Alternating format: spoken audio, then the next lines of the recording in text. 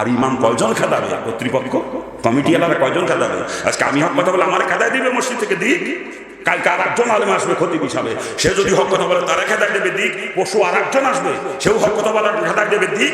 এইভাবে ইমাম খেদাইতে খেদাইতে ওই কমিটির গোষ্ঠী নামাজ পড়ানোর লোক তো দূরের কথা, ওর বাপ মা মরে গেলে জানাজা পড়ানোর লোক তালাশ করে পাবে না। তখন এসে আপনার পা ধরবে, তখন আপনার পা ধরবে এসে। আজকে তো আপনি ওদের পা টেপেন, কমিটি এলাকার পা টেপেন, আসলে তো আপনি আল্লাহ গোলাম না, আপনি তো কমিটির গোলাম। কি কথা কান ঠিক কিনা? আজকে কমিটির গোলামি করি আমরা, খতিবের গোষ্ঠী ইমামের গোষ্ঠী কমিটির ভাইরবি করি, অথচ ইমাম মানে নেতা। ইমাম মানে কি? ইমামের কথায় মসজিদের মুসল্লিরা উঠবে আর বসবে ইমামের কথায়। তাতে যত বড় নাপিতের বাচ্চা নাপিত হোক না কেন, যত বড় নেতা হোক না কেন, হতে পারে প্রধানমন্ত্রী বা প্রেসিডেন্ট বা অন্য কোনো মন্ত্রী বা এমপি, হতে পারে DC SP OC chairman member, যেই হোক না কেন, যত বড় টাকা পয়সার মালিক হোক আর যত বড় নেতাই হোক না কেন, ইমামের উপরে কথা বলার ইতিহাস কাউকে দেয় নাই। আমি যদি জুম্মার দিন মিম্বরে বসে বয়ান করি, এমন কোনো কথা আমার জবান দিয়ে বের হয় না যেই কথা দ্বারা চাকরি চলে যাওয়ার সম্ভাবনা আছে। একেবারে বাইরে মাসের মতো বয়ান করি আমরা খতিবের গোষ্ঠী বর্তমানে, একটা হক কথাও কই না। কথা ঠিক কি? কারণ হক কথা বলি তো চাকরি থাকবে না। মসজিদ কমিটির সভাপতি আওয়ামী লীগের নেতা, সেক্রেটারি বিএনপির নেতা, ক্যাশিয়ারের জাতীয় পার্টির নেতা, আমি মসজিদের খতিব। আমি যদি কোরআন শোনার আলোকে ইসলামী রাজনীতির কথা কই, হক কথা কই, চাকরি থাকবে? চাকরি থাকবে? এই জন্য আজকে খতিবের গোষ্ঠী চাকরি বাঁচানো বয়ান করে একেবারে বাইন মাসের মতো, বাইন মাসের মতো, একটা হক কথাও কয় না। অথচ রসুল বলছেন জানিয়ে শুনে যে হক কথা কয় না, এটা হলো বোবা শয়তান। রসুলের হাদিস আমার বাপের ঘরের কথা না, রসুল বলছেন জানিয়ে শুনে হক কথা যে বলে না, সেটা বোবা শয়তান। আর কোন বোবা শয়তানের পিছনে নামাজ, বোবা শয়তানের পিছনে নামাজ, ওগুলো ঘাট ধাক্কা দিয়ে মসজিদ থেকে বিদায় করেন। যারা হক কথা বলতে পারে তাদেরকে মসজিদে জায়গা দেন, যদি জাহান্নাম থেকে বাঁচতে মন চায়। আর নয় বোবা শয়তানের পিছনে নামাজ পড়ে গোষ্ঠী শুদ্ধ জাহান্নামে যাবেন, গোষ্ঠী শুদ্ধ। আইনুদ্দিনের গজল মনে পড়ে যায়, চাকরি ভয় করো যদি ছেড়ে দাও ওই না গদি। বিয়া গেলে গোষ্ঠী গদি এক কান দখল করে বইছে, খতিব সাজিছে, অথচ একটা হক কথা কয়। আল্লাহ মাফ করুক, আল্লাহ মাফ করুক। এই বিয়াক্কেল, তুই না একজন আলেম, ওই চাকরি তোরে খাওয়াই রে বিয়াক্কেল, ওই চাকরি তোরে খাওয়াই, তোর রিজিকের মালিক চাকরি। বিয়াক্কেল কোথাকার? তুই নিজেকে আলেম বলে পরিচয় দাও, নবীর ওয়ারিস দাবি করো, জনগণের সামনে গোনো গোনো হাদিস শোনাও, ইন্নান ওলামা ওয়ারাসাতুল আম্বিয়া, গোনো গোনো শোনাই হাদিস, আলেম না নবীর ওয়ারিস। বিয়াক্কেল কোথাকার? তোর নবী কবে হক কথা বলতে দ্বিধাবোধ করছে? বিয়াক্কেল, তুই নিজেকে আলেম বলে পরিচয় দাও, আর হক কথা কইতে তোর ঠ্যাঙ্গা করে। বিয়াক্কেল, তোর তো গুলি করে মারা দরকার তোর মতো আলেম। তুই তো মুশরিক। আল্লাহ রিজিকের মালিক এই কথা রেখিনি তোর অন্তরে নাই, তুই মুশরিক। আল্লাহ রিজিকের মালিক এই কথা রেখিনি আমার অন্তরে থাকে, চাকরি জাকাত থাকে, চিন্তা করবো কখনো? হক কথা বলতে দ্বিধাবোধ করবো? এরা হক কথা কয় না, চাকরি যাওয়ার ভয়। আল্লাহ পাক আমাদেরকে হেদায়েত দান করুন, জোর কানা আমি। বড় দুঃখ লাগে, ওলামা ইকরাম রাগ করেন, আমার অন্তর বড় ব্যথা। আমি হিন্দুর ঘরে জন্ম হয়েছি, হিন্দুর বাচ্চা আমি, আপনি মুসলমানের সন্তান, মুসলমান। আল্লাহ পাক আপনাকে ইলমে নববী দান করে একজন আলেম।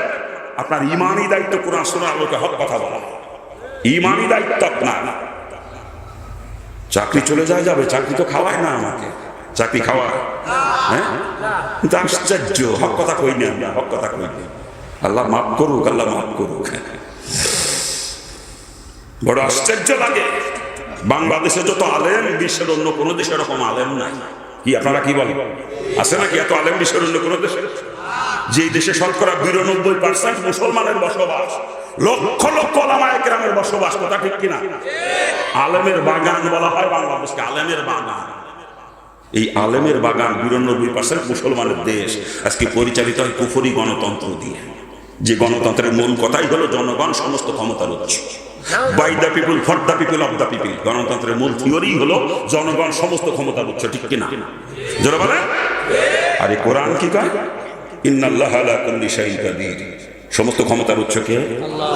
কোরআন কয় সমস্ত ক্ষমতার উৎস আমার আল্লাহ, আর গণতন্ত্র কয় সমস্ত ক্ষমতার উৎস জনগণ। এই গণতন্ত্র যদি কেউ বিশ্বাস করে, আল্লাহকে সর্বময় ক্ষমতার অধিকারী মনে না করে জনগণকে ক্ষমতার উৎস মনে করে, তার ঈমান আছে? তার ঈমান আছে। অর্থাৎ গণতন্ত্র বিশ্বাস করে, তাদের ঈমান নাই। আর যার ঈমান নাই সে কি? আরে ঈমান নাই সে কি? কাফির, কাফির, কাফির। কাজী সাহেব হোক আর মুফতি হোক আর মুহাদ্দিস হোক, যদি গণতন্ত্র বিশ্বাস করে ও বিনা দলিলে কাফের, এখানে কোনো দলিলের প্রয়োজন নাই। কথা ঠিক কিনা?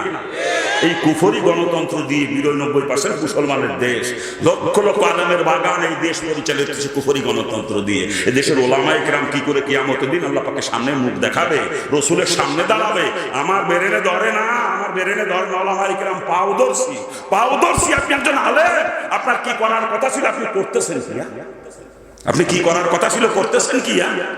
হক কথা বলেন, এখনো সময় আছে। চাকরি আপনারে খাওয়ায় না, চাকরি চলে যায় যাবে, চাকরি চলে যায় যাবে। আর ইমাম কয়জন খেদাবে? কর্তৃপক্ষ কমিটি এলাকা কয়জন খেদাবে? আজকে আমি হক কথা বলে আমার খেদায় দিবে মসজিদ থেকে, দিক। কালকে আর একজন আলেম আসবে খতিব হিসাবে, সে যদি হক কথা বলে তারা খেদায় দেবে, দিক। পরশু আর একজন আসবে, সেও হক কথা বলে খেদায় দেবে, দিক। এইভাবে ইমাম খেদাইতে খেদাইতে ওই কমিটির গোষ্ঠী, নামাজ পড়ানো লোক তো দূরের কথা, ওর বাপ মা মরে গেলে জানাজা পড়ানো লোক তালাশ করে পাবে না। তখন এসে আপনার পা ধরবে, তখন আপনার পা ধরবে এসে। আজকে তো আপনি ওদের পা টেপেন, কমিটি এলাকার পা টেপেন। আসলে তো আপনি আল্লাহর গোলাম না, আপনি তো কমিটির গোলাম। কি কথা কান ঠিক কিনা? আজকে কমিটির গোলামি করি আমরা, খতিবের গোষ্ঠী, ইমামের গোষ্ঠী, কমিটির ভাইরবি করি। অথচ ইমাম মানে নেতা, ইমাম মানে কি? ইমামের কথায় মসজিদের মুসল্লিরা উঠবে আর বসবে ইমামের কথায়। তাতে যত বড় নাপিতের বাচ্চা নাপিত হোক না কেন, যত বড় নেতা হোক না কেন, হতে পারে প্রধানমন্ত্রী বা প্রেসিডেন্ট বা অন্য কোনো মন্ত্রী বা এমপি, হতে পারে DC, SP, OC, chairman, member, যেই হোক না কেন, যত বড় টাকা পয়সার মালিক হোক আর যত বড় নেতাই হোক না কেন, ইমামের উপরে কথা বলার ইখতিয়ার শরীয়ত কাউকে দেয় নাই। আর যদি কেউ ইমামের উপরে কথা বলে, কসম খোদা তার নামাজই হবে না। ইমাম হোসেনে কসম করে বলে পাচ্ছি, নামাজ হবে না। আপনি গোলামি করেন কমিটি, তুই তো গোলামের বাচ্চা, গোলাম রে বিয়ে কেউ তোর ইমামতি করার ইখতিয়ার দিল কে? ইমামতি করার ইখতিয়ার দিল কে তোকে? তুই তো গোলামের বাচ্চা, গোলাম। ইমামতি করার ইখতিয়ার তোর নাই, চাকরি ছাড় বিয়ে কে? ওই চাকরি তোর জন্য না। তুই হক কথা বলতে পারো না, চাকরি যাওয়ার বইতে বিয়ে কে? চিন্তা ভাবনা, চাকরি চলে গেলি খাবা নাকি? এই জন্য হক কথা কেন করে 22 মাসের মতো বয়ান করে বিয়ে কেলের দৃষ্টি। আল্লাহ পাক আমাদের আলেম সমাজকে আগে হেদায়েত দান করেন। আমরা বাংলাদেশে যত আলেম আছি, আমরা যদি খালি হেদায়েত পাইতাম, এদেশে 100 বছর আগে ইসলাম কায়েম, 100 বছর আগে এদেশের ইসলাম কায়েম হয় না। এই জন্য দায়ী সাধারণ মুসলমান না, দায়ী আমার মতো আলেমের গোষ্ঠী। আমরা অধিকাংশ আলেম হচ্ছি বর্তমানে গোল আলু, গোল আলু, গোল আলু চিনেন? সব জায়গায় কাটে, বদ্দায় কাটে, বাজিতে কাটে, সসরিতে কাটে, মাছের মধ্যে কাটে, গোষ্ঠের মধ্যে কাটে, ডাইলের মধ্যে কাটে, খিচুড়ির মধ্যে কাটে, ও গোল আলু বিরিয়ানিতেও দেয়, কাশ্মীরি। কি কথা কান ঠিক কিনা? আমরা আলেমের গোষ্ঠী হচ্ছি বর্তমানে গোল আলু মার্কা। অধিকাংশ, সবাই না, অধিকাংশ আলেম আমরা গোল আলু মার্কা বর্তমানে। ও সুদ করে সাথে তালে তাল মিলিয়ে চলি, ঘুষ করে সাথে তালে তাল মিলিয়ে চলি, নাস্তিকের গোষ্ঠীর সাথে তাল মিলিয়ে চলি, ও বদমাইশের সাথে তালে তাল মিলিয়ে চলি আমরা।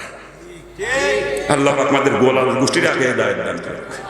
আরে জোরে কর না, আমিনও কয় না। যদি কবুল হয়, কারবার দেখছেন বাবা জান, আপনি একজন মুসলমান, একজন মানুষ, আপনি কতটুকু খাবার খান প্রতিদিন? হ্যাঁ, আর একটা পূর্ণবয়স্ক হাতি প্রতিদিন কমপক্ষে 7.5 মণ খাবার খায়। একটা পূর্ণবয়স্ক হাতির প্রতিদিন কার খোরাক কমপক্ষে 7.5 মণ। আচ্ছা বলেন তো, হাতিরা কয় বিঘে জমিতে কলা গাছের চাষ করে? একটাও করে না। একটা হাতি না খেয়ে মরছে দেখছেন কোনোদিন? হাতিরা খোদার যন্ত্রণায় আপনাদের রাস্তাতে বোকা মিছিল নিয়ে গেছিল, কোনোদিন দেখছেন? বোকা মিছিল পাইছেন হাতিদের? হাতিদেরকে খাওয়ায় কে? হাতিদেরকে খাওয়ায় কে? আরে হাতি তো ছোট প্রাণী, সমুদ্রে এমন এমন প্রাণীর বসবাস যার এক একটা প্রাণী প্রতিদিন টনকে টন খাবার খায়। ওরকম প্রাণী একটা দুটা না সমুদ্রে, ওরকম লক্ষ লক্ষ প্রাণীর বসবাস সমুদ্রে, যার একটা প্রাণী প্রতিদিন টনকে টন খাবার খায়। আচ্ছা বলেন তো, সমুদ্রের ওই প্রাণীগুলো কয় বিঘে জমিতে পেঁয়াজের চাষ হয়? কি হুজুর, কয় বিঘে? ওরা কৃষিকাজ করে না নাকি? করে না? তাহলে নিশ্চয়ই ব্যবসা করে। আপনাদের বাজারে তোকে দোকানও আছে 2-4 না? ব্যবসা করে না? কি কর? তাহলে চাকরি করে নিশ্চয়ই। আপনাদের খাই কি করে? মুসলমানের গোষ্ঠী রে, আমার আল্লাহ হায়ান জানোয়ার, নিকৃষ্ট প্রাণী, তাদেরকে জমিন ছাড়া, ব্যবসা ছাড়া, চাকরি ছাড়া খাওয়াইতে পারে। আর আমি আল্লাহ সর্বশ্রেষ্ঠ সৃষ্টি মানুষ, আল্লাহ আমারে পারে না নাকি? আমার আল্লাহ পারে না? ব্যবসা ছাড়া, চাকরি ছাড়া, জমিন ছাড়া খাওয়াইতে পারে না নাকি? এই একই আজকে অন্তরে তোর এই একই। তুই আবার জান্নাতে যাইতে চাও? বিয়াক্কেল মুশরিকের গোষ্ঠী। আল্লাহ পাক মুশরিককে কখনো জান্নাত দিবে না। কথা ঠিক কিনা? জোরে বলেন ঠিক কিনা? আল্লাহ মুসা রাসূল কওমকে 40 বছর আসমান থেকে খাওয়াইছে, 40 বছর। সে খাবারের নাম ছিল মান্না সালওয়া। কি না? কি না? তা মুসা কওমের দাম আল্লাহ পাকের কাছে বেশি না মোহাম্মদ সাল্লাল্লাহু আলাইহি ওয়াসাল্লামের কওমের দাম বেশি? ওদেরকে আল্লাহ 40 বছর খাওয়াইছে আসমান থেকে, আমাদেরকে পারে না? আমাদেরকে পারে না? কিন্তু আমার সেই ইয়াকিন কই? আজকে আমার ইয়াকিন গায়রুল্লাহর প্রতি, আসবাবের প্রতি ইয়াকিন। এই জন্য আল্লাহ পাক আসবাবের মাধ্যমে রিজিক দিচ্ছেন। যদি আল্লাহ পাকে জাতের উপরে কিন্তু একটা কসম খোদা, বিনা আসবাবে রিজিক পাইতাম আমরা, বিনা আসবাব। বান্দা বান্দি আল্লাহ পাকের প্রতি যেরকম ধারণা পোষণ করে, আল্লাহ পাক বান্দা বান্দির সঙ্গে সেই রকম মুআমালা করে। কি আমাদের কি আসবাবের প্রতি? এই জন্য আসবাবের মাধ্যমে আল্লাহ পাক রিজিক দিচ্ছেন আমাদেরকে। আল্লাহ পাকের জাতের উপরে কিন্তু একটা কসম করে বলতেছি, বিনা আসবাবে রিজিক আমার সামনে চলে আসতো, বিনা আসবাব। কি কথা ঠিক কি যারা বলেন ঠিক কিনা? আর এই যে গায়রুল্লাহর ইয়াকিন অন্তরের মধ্যে যে কত বড় শিরিক আমরা কল্পনাও করতে পারবো না, কল্পনাও করতে পারবো না। ওরই বন্ধ লক্ষ্মীরে বানাইছে আল্লাহ শামিল, লক্ষ্মীরে রিজিকের মালিক বানাইছে। আর আমি জমিনের ব্যবসারে চাকরিরে বানাইছি। ওই হরিপদের মধ্যে আমার প্রতি কোনো পার্থক্য নাই। আমার যদি আল্লাহ বেহেশত দিয়া লাগে, হরিপদ দোষ করেছে কোন জায়গায়? হ্যাঁ, কয় মুসলমান করে জন্মিছি, একদিন একদিন বেহেশতে যাবো। ওরে ঠেলা রে, একদিন একদিন বেহেশতে সেই যাবে যে ঈমান নিয়ে মরবে, শিরিক নিয়ে মরবে না, সেই একদিন একদিন বেহেশতে যাবে। বদ আমলে সাজা শাস্তি খাইতে খুঁটেও। আর যে শিরিক নিয়ে মরবে, কোনোদিনও জান্নাতে যাবে না, কোনোদিনও না। মুশরিকের জন্য জান্নাত চিরদিনের জন্য বন্ধ। পাও ধরিছি, আমার উপরে রাগ করে না, অন্তর থেকে শিরিকগুলো দূর করে।